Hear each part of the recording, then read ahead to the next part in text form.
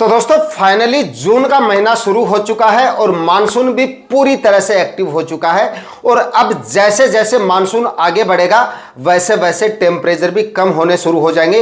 पिछले काफी दिनों से हम देख रहे थे कि टेम्परेचर काफी ज्यादा बढ़े हुए थे, हीट वेव कुछ जगह पे काफी ज्यादा बनी हुई थी, गर्म हवाएं चल रही थी। वो सिचुएशन अब धीरे धीरे कम होने लगेगी जैसे जैसे मानसून आगे बढ़ेगा।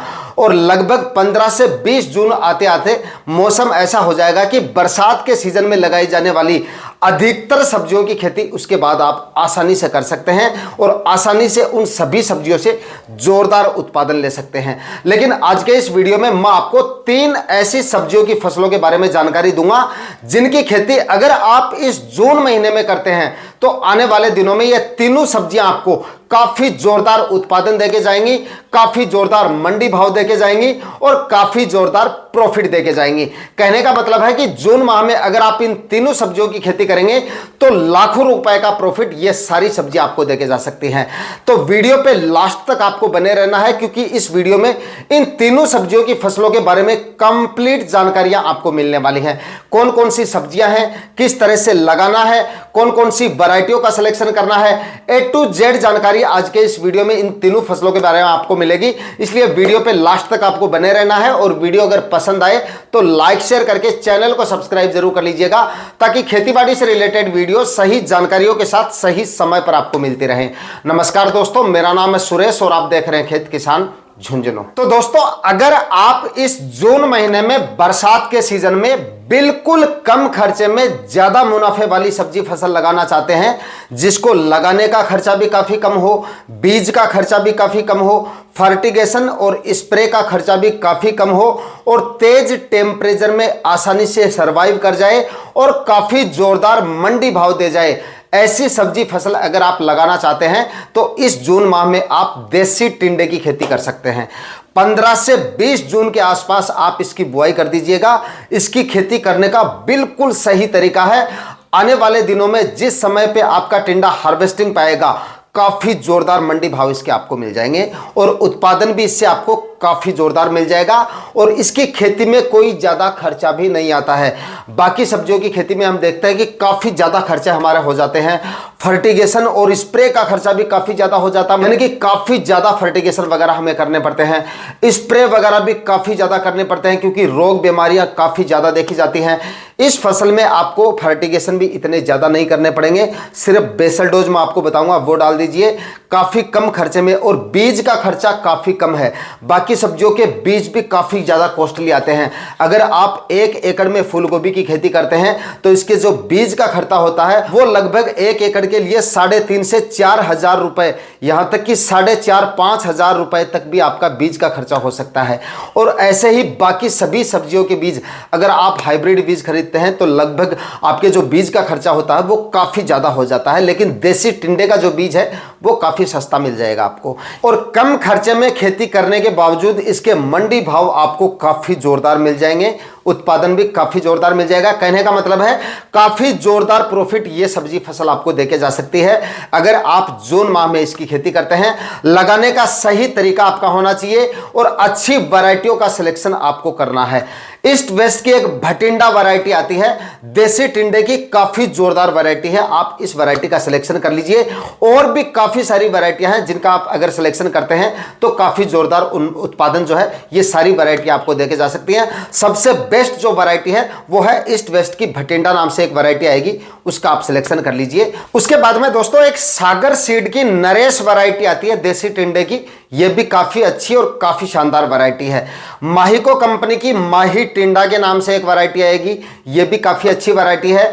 इन तीनों कंपनियों की जो मैंने आपको वैरायटियां बताई है इन तीनों से उत्पादन भी आपको काफी जोरदार मिल जाएगा और टिंडे की जो क्वालिटी आपको मिलेगी वो भी काफी जोरदार मिलेगी क्योंकि फल की क्वालिटी जितनी अच्छी होगी मंडी भाव आपको उतने ही शानदार मिलेंगे।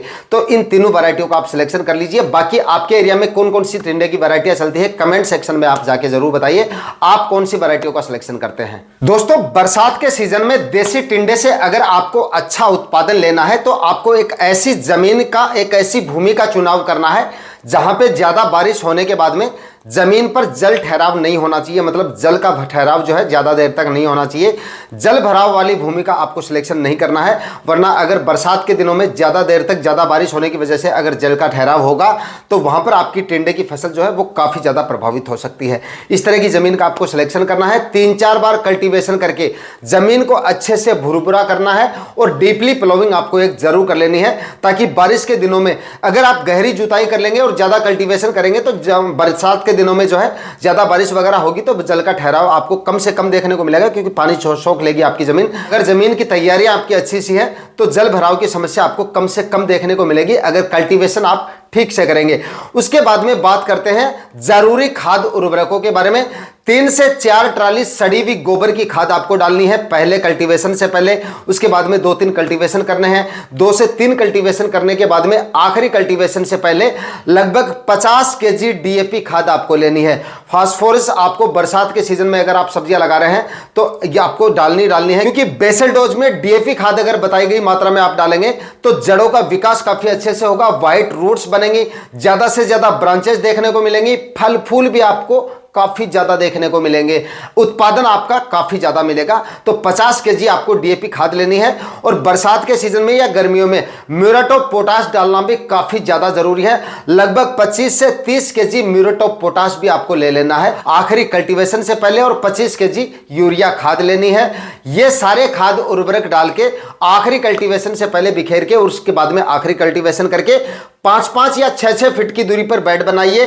और बेड बनाने के बाद में प्लास्टिक मल्च का इस्तेमाल आपको जरूर करना है बरसात के सीजन में अगर आप टिंडे की खेती कर रहे हैं। दोस्तों, देसी टिंडे की खेती के सही समय की बात की जाए तो ये एक गर्मियों की फसल है, गर्मियों में लगाई जाने वाली फसल है। इसलिए इसकी खेती अगर आप फरवरी और मार्च महीने में करते हैं तब भी ये आपको अच्छा उत्पादन दे जाती है, और उसके बाद में मई, जून और जुलाई में करते हैं तब भी ये आपको काफ़ी जोरदार उत्पादन दे जाती है। यानी आप इसको गर्मियों में भी लगा सकते हो और बरसात के सीजन में भी इसको लगाया जा सकता है। लेकिन जब टेम्परेचर काफ़ी कम हो जाते हैं तब इसकी खेती नहीं की जाती है, क्योंकि उसके बाद में इससे उत्पादन उतना अच्छा नहीं लिया जा सकता।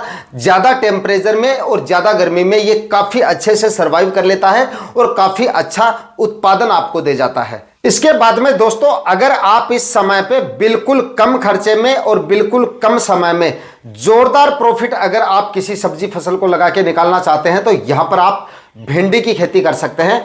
बरसाती भिंडी की खेती अगर आप इस समय पे करेंगे तो यह फसल भी आपको जोरदार प्रॉफिट देके जा सकती है।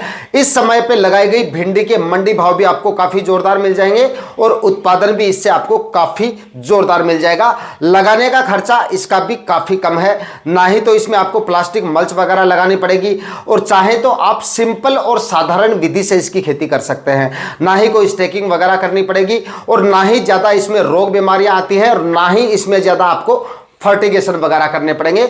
सिंपल और साधारण विधि से बरसात के सीजन में भिंडी की खेती करके जोरदार प्रॉफिट निकाला जा सकता है। और जून का महीना इसकी खेती के लिए काफी जोरदार है, मतलब इसकी खेती आप 15-20 जून के आसपास इसकी बुआई कर देंगे तो आपकी भिंडी काफी अगेती होगी, और जिस समय पे आपकी भिंडी मार्केट में जाएगी उस समय पे इसके भी आपको काफी जोरदार मंडी भाव मिल जाएंगे। और मौसम और क्लाइमेट इसके अनुकूल होने की वजह से जब मानसून आ जाएगा तो उसके बाद में उत्पादन भी आपको काफी जोरदार देके चली जाएगी।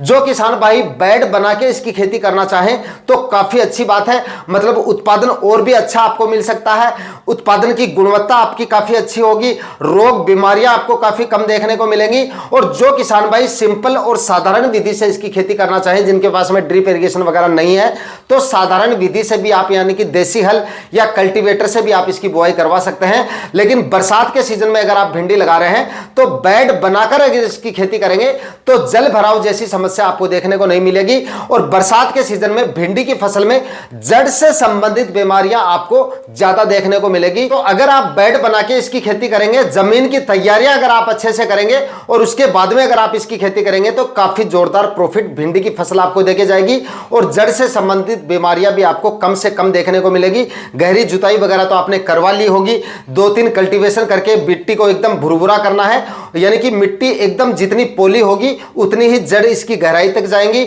उतनी ही ज्यादा जड़ों का विकास होगा, और जड़ों का विकास जितना ज्यादा होगा ब्रांचेज उतनी ही ज्यादा आपको देखने को मिलेंगी, फैलाव प्लांट का उतना ही ज्यादा होगा, वेजिटेटिव ग्रोथ अच्छी होगी तो फल फूल भी आपको काफी ज्यादा देखने को मिल सकते हैं। और अच्छी वैरायटियों का सिलेक्शन करना काफी ज्यादा जरूरी है। अच्छी वैरायटियों की बात की जाए तो सबसे बेस्ट जो वैरायटी है वो है एडवांटा कंपनी की राधिका वैरायटी का आप सिलेक्शन कर लीजिए। उसके बाद में काफी सारी वैरायटियां हैं आजकल, ये जो आपकी सिजेंटा कंपनी की OH 102 वैरायटी आती है, यह भी काफी जोरदार वैरायटी है। अगर सिजेंटा की OH 102 मिल जाती है तो आप इसका सिलेक्शन भी कर सकते हैं। यह भी काफी अच्छी और काफी शानदार वैरायटी है। फल की क्वालिटी भी काफी अच्छी मिलेगी और उत्पादन इससे भी आपको काफी जोरदार मिल जाएगा। नुमेंस कंपनी की सिंघम वैरायटी आती है, यह भी काफी अच्छी वैरायटी है, इसका भी आप सिलेक्शन कर सकते हैं। 3-4 वैरायटियां बता दी हैं, इनका आप सिलेक्शन करके जोरदार उत्पादन भिंडी की फसल से आप ले सकते हैं। दोस्तों भिंडी की फसल में मुख्यतः 2 तरह के रोग जो है वो ज्यादा देखे जाते हैं। एक तो जड़ से संबंधित बीमारियां, और उसके बाद में इसमें सुंडी का जो प्रकोप होता है वो भी काफी ज्यादा हो जाता है बरसात के सीजन में। तो जमीन में जड़ से संबंधित बीमारियों के लिए आप बेसल डोज में कार्बेंडाजिम 50% वाला जो फंगीसाइड आता है वो आप ऐड कर दीजिए, और उसके बाद में आप जो है एक आध फर्टिगेशन भी कर सकते हैं। 50% में कार्बेंडाजिम आता है उसका कर दीजिए, या फिर बीमारी अगर आपको बढ़ती दिखे तो आप कॉपर ऑक्सीक्लोराइड जो 50% में आता है उसका फर्टिगेशन कर दीजिए। जड़ से संबंधित बीमारी आपको देखने को नहीं मिलेगी। और सुंडी के लिए आप शुरुआत में जो है साइपरमेथ्रिन का इस्तेमाल कर सकते हैं, 25% इसी में आपको मिल जाएगा, इसका ले लीजिए। या आप एमामेक्टिन बेंजोएट का इस्तेमाल कर सकते हैं, या फिर सिजेंटा कंपनी की अलीका आती है उसका भी आप इस्तेमाल कर सकते हैं। बीमारी अगर बढ़ती दिखे, कंट्रोल से ना होता दिखे आपको, तो आप कोराजोन का इस्तेमाल कर सकते हैं। कोराजन का अगर आप स्प्रे निकाल देंगे तो सुंडी से संबंधित बीमारी आपको देखने को नहीं मिलेगी। भिंडी की फसल में ये अगर आप 2-3 स्प्रे निकाल देंगे तो ये बीमारी आपको बिल्कुल भी देखने को नहीं मिलेंगी, और भिंडी की फसल से एक अच्छा उत्पादन आप ले सकते हैं। दोस्तों अगर आप 1 एकड़ में भिंडी की खेती करते हैं और जमीन अगर आपकी अच्छी है, अच्छी मात्रा में अगर आपने खाद उर्वरक डाले हैं, खेती का अभ्यास अगर आपका अच्छा है, तो 1 एकड़ में 60 से 80 क्विंटल तक भिंडी की खेती से उत्पादन लिया जा सकता है। और इस समय पे जून माह में लगाई गई भिंडी के मंडी भावों की बात करें तो 30 से 40 रुपए तक इसके मंडी भाव आपको मिल जाते हैं। कहने का मतलब है कि अगर आप 1 एकड़ में बरसात के सीजन में, मतलब कि जून माह में अगर इसकी समय पे खेती करते हैं और बताए गए तरीके से खेती करके अगर अच्छा उत्पादन अगर आप इससे ले लेते हैं तो लाखों रुपए का प्रॉफिट ये फसल आपको आसानी से देके जा सकती है। इसके बाद में दोस्तों बात करते हैं अगली फसल के बारे में, और अगली फसल को भी आप बिल्कुल कम खर्चे में करके अच्छा उत्पादन और अच्छा मुनाफा ले सकते हैं। यानी कि इस समय पे इस जून महीने में आप अगेती मूली की खेती कर सकते हैं और अच्छा प्रॉफिट ले सकते हैं। मूली की खेती वैसे तो जून के पहले सप्ताह से कुछ किसान भाई करना शुरू कर देते हैं, लेकिन मैं यहां पर आपको कहूंगा कि जून के आखिरी सप्ताह तक आपको इसकी बुआई करनी है, क्योंकि पहले टेम्परेचर जो होते हैं वो काफी ज्यादा होते हैं। नए किसान भाई जिनके पास में अनुभव नहीं है वो ठीक से मूली को इस समय पे ग्रो नहीं कर पाएंगे। तो अगर आप इसकी खेती जून के आखिरी सप्ताह में करेंगे या फिर जुलाई के पहले सप्ताह में करेंगे तो मूली भी आपको अच्छा उत्पादन देके जा सकती है और अच्छे मंडी भाव देके जा सकती है, अगर आप सही तरीके से इसकी खेती करते हैं। मूली की खेती में आपको, अगेती मूली की खेती में काफी ज्यादा सावधानियां रखनी है। एक तो कच्चा गोबर बिल्कुल भी आपको नहीं डालना होता है इसमें, और दूसरी गोबर की खाद भी आपको ज्यादा मात्रा में नहीं डालनी है, वरना आपकी मूली की जो क्वालिटी है वो प्रभावित हो जाती है। कई बार किसान भाई क्या करते हैं, काफी ज्यादा मात्रा में गोबर की खाद डालते हैं। मैं आपको कहता रहता हूं वैसे तो कि सब्जियों की खेती अगर आप कर रहे हैं और अच्छा उत्पादन लेना है तो गोबर की खाद आपको सबसे ज्यादा डालनी है। लेकिन गोबर की खाद आपको मूली की खेती कर रहे हैं या फिर आप गाजर की खेती कर रहे हैं तो सीमित मात्रा में ही डालनी है। और ध्यान रखें, कच्चा गोबर आपको बिल्कुल भी नहीं डालना है, वरना आपके जो मूली की क्वालिटी है वो काफी ज्यादा प्रभावित हो जाती है। एकदम सफेद और सुंदर मूली आपको नहीं मिलेगी, इसकी वजह से मार्केट प्राइस आपको ठीक से नहीं मिल पाएंगे। तो गोबर की खाद सड़ी हुई होनी चाहिए और सिर्फ 1 ट्राली प्रति एकड़ के हिसाब से डालनी है, यानी 1 एकड़ में 1 ट्राली काफी है। या फिर लास्ट ईयर अगर आपने पिछले सीजन में सब्जियां लगाई हैं और अच्छी मात्रा में गोबर की खाद डाली है तो फिर आपको गोबर की खाद डालने की जरूरत नहीं है, उसी खाद से काम चल जाएगा। रासायनिक खाद उर्वरक आप भले ही आप डाल सकते हैं। इसमें जो है डीएपी खाद आप डाल दीजिए 50 केजी प्रति एकड़ के हिसाब से। पोटेशियम इसमें आप डाल सकते हैं, एमओपी पोटास आप डाल दीजिए 25 से 30 केजी प्रति एकड़ के हिसाब से। यूरिया खाद भी आप 25 केजी 1 एकड़ के हिसाब से डाल सकते हैं। और इसमें फंगिसाइड आपको जरूर ऐड कर लेना है, क्योंकि बरसात के सीजन में इस तरह की समस्या आपको देखने को मिल सकती है। तो 500 ग्राम प्रति एकड़ के हिसाब से आप कार्बनडाजिम 50% डाल दीजिए आखिरी कल्टीवेशन से पहले ये डाल के, और उसके बाद में मिट्टी को एकदम से भुरभुरा करके उसके बाद इसकी बुआई करें। गहरी जुताई करना काफी ज्यादा जरूरी है। अगर आप गहरी जुताई नहीं करेंगे तो आपकी मूली की जो साइज है वो अच्छे से नहीं होगी, मोटी तो हो जाएगी लेकिन लंबाई ठीक से नहीं मिलेगी। और मार्केट में सबसे ज्यादा मंडी प्राइस मूली के उसी के मिलते हैं जिसकी लंबाई अच्छी हो। ज्यादा मोटी मूली अगर आप मार्केट में लेके जाएंगे तो ठीक से नहीं बिकेगी, और ज्यादा लंबी अगर आपकी मूली की लंबाई अगर ठीक से नहीं होगी तब भी आपको मंडी भाव ठीक से नहीं मिलेंगे। तो अगर अच्छी मूली की क्वालिटी आपको अच्छी लेनी है, मंडी भाव अगर आपको अच्छे लेने हैं, तो गहरी जुताई आपको जरूर करनी है। गहरी जुताई करें, उसके बाद में आप मूली की खेती करें। बताए गए खाद उर्वरक डालें और बताई गई सावधानियां रखें। 5-6 दिन तक या 8-10 दिन तक हल्की हल्की सिंचाइयां आपको करते रहना है, घंटे 1.5 घंटे हो सके, या ज्यादा टेम्परेचर हो तो दोनों समय भी आप सिंचाई करें। लेकिन जल भराव नहीं होना चाहिए, ओवर वाटरिंग आपको नहीं करनी है, और जल भराव जैसी समस्याएं भी नहीं आनी चाहिए। जब आप मूली की बुआई कर रहे हैं तो ध्यान रखें मौसम का हाल देख के उसके बाद में इसकी बुआई करें। बुआई के 8-10 दिन तक ज्यादा बारिश वगैरह नहीं होनी चाहिए, इस तरह के मौसम में आपको इसकी बुआई करनी है। बाकी जून के आखिरी सप्ताह में या जुलाई के पहले सप्ताह तक अगर आपकी बुआई हो जाती है तो मूली की फसल भी आपको जोरदार मंडी भाव और जोरदार उत्पादन दे जा सकती है, और काफी अच्छा प्रॉफिट मूली की फसल से आप ले सकते हैं। आज के इस वीडियो में 3 सब्जियों की फसलों के बारे में बताया है जिनकी खेती आप जून माह में करके जोरदार प्रॉफिट ले सकते हैं, और लगाने का खर्चा इन तीनों सब्जियों का काफी कम है। तो जून माह में इन तीनों सब्जियों की खेती करके जोरदार प्रॉफिट आप ले सकते हैं। आज के वीडियो में इतना ही, मिलते हैं किसी और वीडियो में नए टॉपिक के साथ। तब तक के लिए जय हिंद, वंदे मातरम।